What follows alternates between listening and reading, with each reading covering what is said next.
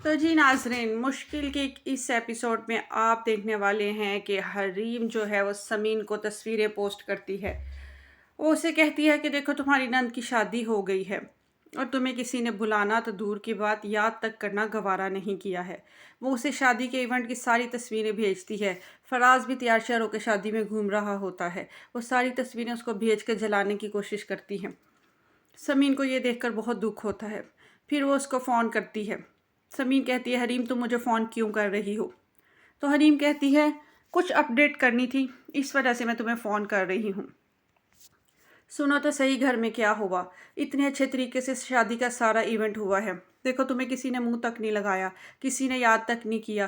تھوڑا بہت پھپھو تمہیں یاد کر رہی تھیں، لیکن پھر فراز نے بھی ان کو یہ کہہ کر ان کا منہ بند کر دیا کہ کوئی ضرورت نہیں ہے، کوئی سمین کو نہیں بلائے گا۔ اور انفیکٹ فراز نے ہی گھر میں سب کو منع کیا ہے کہ تمہیں کوئی شادی پر نہ بلائے، نہ تمہیں نہ تمہارے خاندان کو۔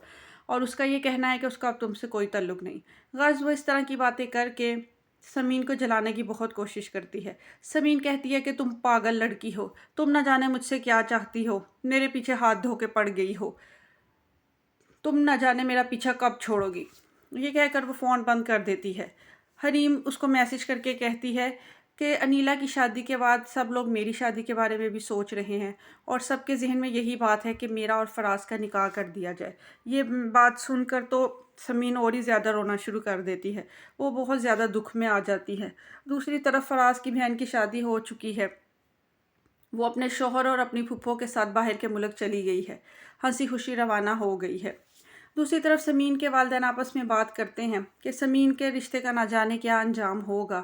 ان کے گھر میں شادی بھی ہوئی ہے۔ سمین کے سسرال والوں نے اپنی بیٹی کا نکاح کر دیا اور سمین کو بلانا تک گوارا نہیں کیا۔ ان کی نظر میں بہو کی یہ اہمیت ہے، نہ انہوں نے ہمیں پوچھا نہ انہوں نے سمین کو پوچھا۔ سمین کے والد اپنی بیگم سے کہتے ہیں کہ فراز اتنا پڑھا لکھا ہونے کے باوجود بھی اتنی دقیانوسی سوچ رکھتا ہے۔ اس نے کیا حال کر دیا ہے میری بیٹی کا۔ چلو اگر وہ خود رابطہ نہیں کر پا رہا تھا تو اس کے والدین کو تو سوچنا چاہیے تھا۔ وہ تو آگے بڑھ کے اس معاملے کو ختم کرنے کی کوشش کرواتے، لیکن ان میں سے بھی کوئی آگے نہیں بڑھا۔ سب خاموش ہو کے بیٹھ گئے ہیں اور فراز کی تو کوئی سمجھ ہی نہیں آ رہی کہ وہ کیا چاہتا ہے، اس کو رکھنا چاہتا ہے یا نہیں رکھنا چاہتا۔ اس کی نظر میں میری بیٹی کی دو کوڑی کی عزت ہے، جب چاہتا ہے الزام لگاتا ہے، جب چاہتا ہے گھر سے نکال دیتا ہے۔ یہ سمین ہی پاگل ہے جو اس کے انتظار میں بیٹھی ہوئی ہے۔ اس طرح کے کاغذی رشتے کا بھلا کیا کرنا ہے، جواب دے اور جان چھڑائے۔ سمین کی ماں یہ بات سن کے بہت پریشان ہوتی ہے۔ وہ کہتی ہے کہ آپ کیوں بیٹی کا گھر خراب کرنا چاہتے ہیں؟ کچھ عرصے اس معاملے کو ایسے ہی رہنے دیں، حالات بہتر ہو جائیں گے تو پھر ہم بات کریں گے، آپ بہت زیادہ غصہ نہ کھائیں۔ دوسری طرف عارف کی والدہ کا انتقال ہو چکا ہے۔ عارف جو ہے وہ اپنے ماموں سے کہتا ہے کہ میری ماں کی یہی خواہش تھی کہ میں سمین کو اپناؤں۔ وہ چاہتی تھی کہ میں سمین سے شادی کروں۔ کاش میں اپنی ماں کی بات کا احترام کر لیتا اور ان کی بات کو مان لیتا تو آج میں اور سمین اکٹھے ہوتے۔ آج بھی اگر مجھے موقع ملے تو میں سمین کو بہت خوش رکھوں، میری ماں کی خواہش بھی پوری ہو جائے اور میں تو سمین کا بہت زیادہ خیال رکھوں گا۔ وہ اپنے ماموں کے ذہن میں یہ بات ڈال جاتا ہے کہ وہ ابھی بھی سمین کا امیدوار ہے اور وہ ابھی بھی اس سے شادی کرنا چاہتا ہے۔ اس کی ان باتوں میں سمین کے والد آ جاتے ہیں۔ وہ یہ سوچنے پر مجبور ہو جاتے ہیں کہ اگر عارف اتنی چاہت کر رہا ہے تو کیوں نہ عارف کے ساتھ ہی سمین کی شادی کر دی جائے۔ فراز اور اس کے گھر والوں نے تو پلٹ کے بھی نہیں پوچھا اور نہ جانے کیوں وہ رشتہ رکھنا بھی چاہتے ہیں کہ نہیں رکھنا چاہتے ہیں۔ ایسا نہ ہو میری بیٹی یوں ہی اس کے انتظار میں بیٹھی رہے اور بوڑھی ہو جائے اور عمر گوا بیٹھے۔ وہ اس معاملے کا کوئی نہ کوئی حل نکالنا چاہتے ہیں۔ وہ کہتے ہیں کہ وہ کسی نتیجے پر پہنچیں گے۔ وہ اپنی بیگم سے کہتے ہیں کہ وہ خود سمین سے بات کریں گے اور اس سے پوچھیں گے کہ آخر وہ کیا چاہتی ہے، ایک ایسے مرد کے انتظار میں وہ کیوں بیٹھی ہوئی ہے جس نے اتنی دفعہ اس پر الزام لگایا، اتنا غصہ کیا، اس کو گھر سے نکالا، اور یا شاید اس نے دل سے سمین کو قبول ہی نہیں کیا۔ وہ اس رشتے کو نبھانا نہیں چاہتا۔ ہو سکتا ہے سمین کو وہ اپنے اوپر زبردستی مسلط کی ہوئی عورت سمجھتا ہو۔ میرا خیال ہے کہ سمین کو اس سے تعلق ختم کر دینا چاہیے۔ وہ اب سمین کو جا کے بہت سمجھانے کی کوشش کرتے ہیں، لیکن سمین کہتی ہے کہ میں کیا کروں، مجھے فراز سے محبت ہو گئی ہے، میں فراز کو اور اس کے گھر کو نہیں چھوڑ سکتی، میں فراز کے ساتھ ہی زندگی گزارنا چاہتی ہوں، اور فراز برا لڑکا نہیں ہے، بس وہ کسی کی باتوں میں اور کسی کے بہکاوے میں آ جاتا ہے۔ جتنی بھی چالیں اور سازشیں میرے خلاف کر رہی ہے وہ میری دیورانی حریم ہے۔ وہ میرے خلاف یہ سارے پلانس تیار کرتی ہے، اسی نے ہی سب گھر کو والوں کو اپنے قابو میں کیا ہوا ہے۔ میں اس کا مقابلہ کرنے کی بہت کوشش کی ہے لیکن میں نہیں کر پائی ہوں، اور اب مجھے گھر سے نکلوا کر وہ اس گھر پہ قبضہ کرنا چاہتی ہے۔ وہ چاہتی ہے کہ وہ فراز سے شادی کر لے۔ تو اس کا باپ یہ صورتحال سن کے بہت پریشان ہو جاتا ہے۔ وہ کہتا ہے اگر ایسی بات ہے تو ہمارا یقین کون کرے گا؟ فراز تو ہماری کوئی بات سننے کو تیار ہی نہیں ہے۔ دوسری طرف فراز کے والد بھی اس کے ساتھ بات کرتے ہیں۔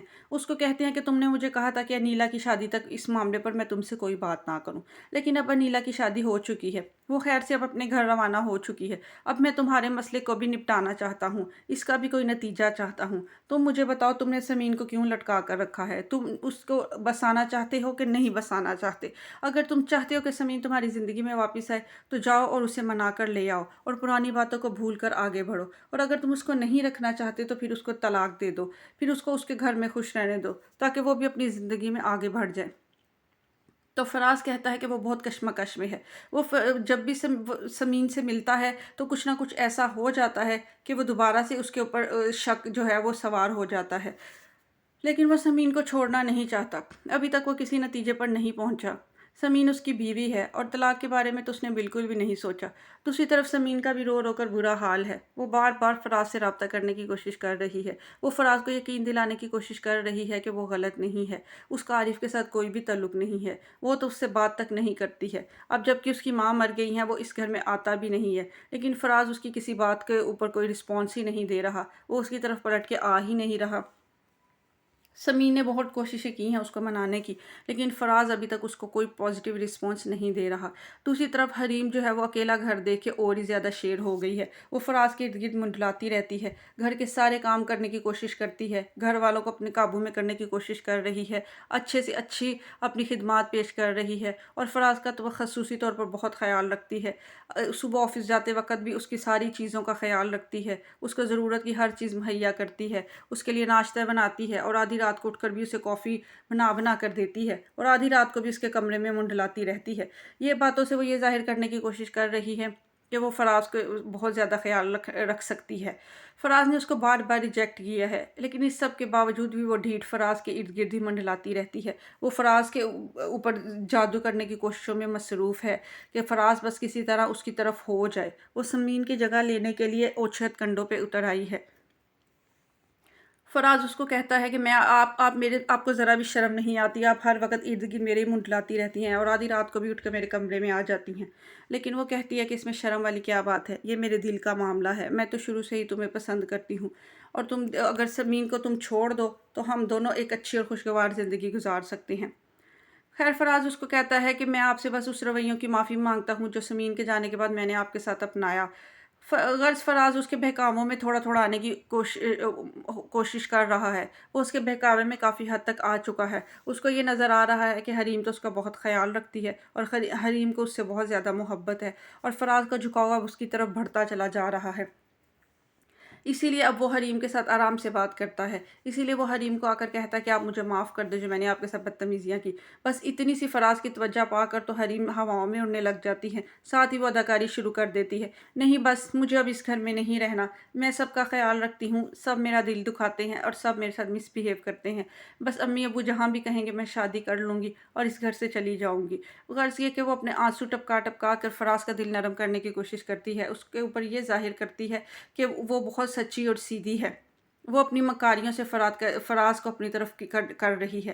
دوسری طرف سمین چونکہ وہاں پہ موجود نہیں ہے تو میدان اس کے لیے صاف ہے۔ وہ آدھی رات کو فراز کے کمرے میں کافی بنا کر بھی چلی جاتی ہے اور فراز کے سامنے ایکٹنگ کرتی ہے، تو فراز اس کو چپ کروا رہا ہوتا ہے، اس کو کہتا ہے کہ آپ مت روئیں، اس کو دلاسا دینے کی کوشش کر رہا ہوتا ہے، اس کے ہاتھوں میں ہاتھ لے کر کھڑا ہوتا ہے کہ اچانک فراز کے والد وہاں آ جاتے ہیں۔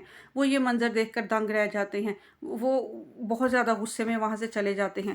فراز بھی بہت شرمندہ ہوتا ہے۔ بعد میں وہ فراز کو بلا کر اس کے ساتھ بات کرتے ہیں کہ آخر یہ کیا چکر ہے، حریم آدھی رات کو تمہارے کمرے میں کیا کر رہی تھی اور تم ہاتھوں میں اس کے ہاتھ لے کر وہاں پر کھڑے ہوئے کیا کر رہے تھے؟ تو فراز چپ کر جاتا ہے، وہ کہتا ہے کہ وہ صرف حریم سے بات کر رہا تھا۔ تو فراز کے والد کہتے ہیں کہ اگر تمہیں حریم میں اتنی ہی دلچسپی ہے تو تم پھر اس سے نکاح کر لو۔ بس یہ بات سننے کی دیر ہوتی ہے کہ حریم کے تو پاؤں زمین پر نہیں ٹکتے، وہ تو خوشی سے نہال ہی ہو جاتی ہے کہ وہ کامیابی کے اتنی جلدی قریب آ جائے گی۔ فراز کہتا ہے کہ اس نے اس بارے میں کچھ نہیں سوچا، لیکن فراز کے والد سختی سے کہتے ہیں کہ میں یہ سارا گیم گھر کے اندر برداشت نہیں کر سکتا، اگر تم اس میں دلچسپی رکھتے ہو اور وہ تمہیں دلچسپی رکھتی ہے تو بہتر ہے کہ تم دونوں نکاح کر لو۔ اس معاملے کو نپٹاؤ، میں یہ ہمارے گھر میں یہ ساری چیزیں یوں اس طرح سے نہیں چل سکتی ہیں۔ میں نے کتنی دفعہ حریم کو تمہارے گرد پھرتے ہوئے دیکھا ہے، اور اب تو تم بھی اس کے اندر بہت دلچسپی لے رہے ہو۔ اگر ایسا ہی ہے تو بہتر ہے کہ تم اس کو عزت کی زندگی دو اور اس کے ساتھ نکاح کر لو۔ مجھے اب